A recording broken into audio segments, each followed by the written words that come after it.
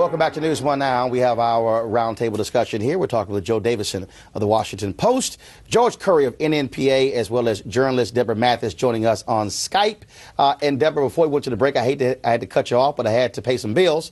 And you were talking about just this. This is a way for you to try to control how much I talk now, Roland. You figure it out, huh? Well, you know, look, I'm used to you on set trying to squeeze your legs, saying, "Hold up, watch out." All I was saying on the issue that we were talking about is that time is going to be on the side of normalization.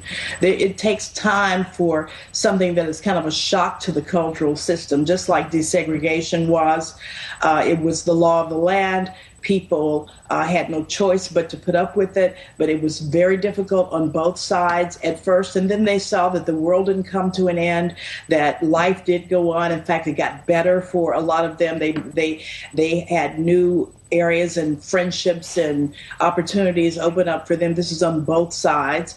And then it became normal. And that to me is what will happen with the idea of same-sex marriage. Well, I'm definitely supportive of same-sex marriage. I mean, I don't see a reason to oppose it. I know some people have religious reasons for opposing it, and that's clearly. But Joe, is there a difference between saying I personally disagree or oppose it, and I'm out there protesting, calling, writing, whatever? Is there a difference? Because that was one of the things I heard yesterday in the whole debate. Folks said, look, I have to make a decision because I'm a legislator. There are others who said, this is my personal view. Don't hate on me because of my personal view, but I'm not out there protesting and saying no, no, no. And that's the problem. The problem is there are people, I among them, who have legitimate ways of wrestling with this, have reservations about it, but don't say because I don't go out and actively support you, therefore that make me homophobic. That make me disagree with you. And so you don't dictate how I feel about something. And that's what I don't like about the tone of some of these movements. It's like you either agree with me or you're anti this. No, we just have an honest difference of agreement. Yeah, and I'm down with that too. I mean, I'm apparently much more supportive of it than George is. But that doesn't mean I consider him to be an evil person. I, in fact, like the brother.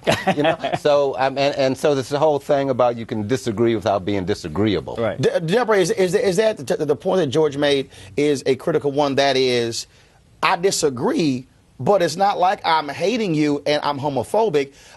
Do we make the mistake of throwing terms out to back people up and branding them something when they simply say, I just disagree?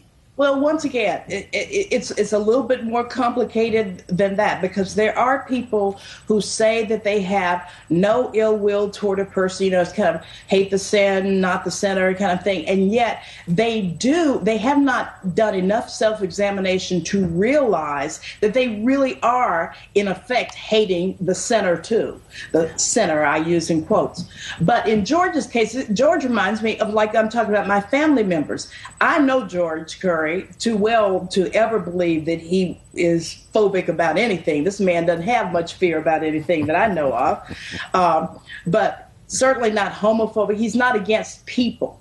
This is for him. Forgive me, George, for doing all the speaking for you, but I see a reflection in you of what I see in so many members of my very close family who have a serious and legitimate and earnest conundrum about this, because the directive that they've had spiritually all their lives has been in another direction, and now they are told to lay that aside, lay those principles aside, lay those teachings aside, forget all that, in other words, and accept this new way of thinking. It is not as easy as putting down your principles and your beliefs, or as easy as changing, you know, your underwear. George? So this is something that sincere, good people have a problem with and are wrestling with, and it shows how good they are that they are wrestling with it, as opposed to just having it cut and dry. George Curry, 20 seconds.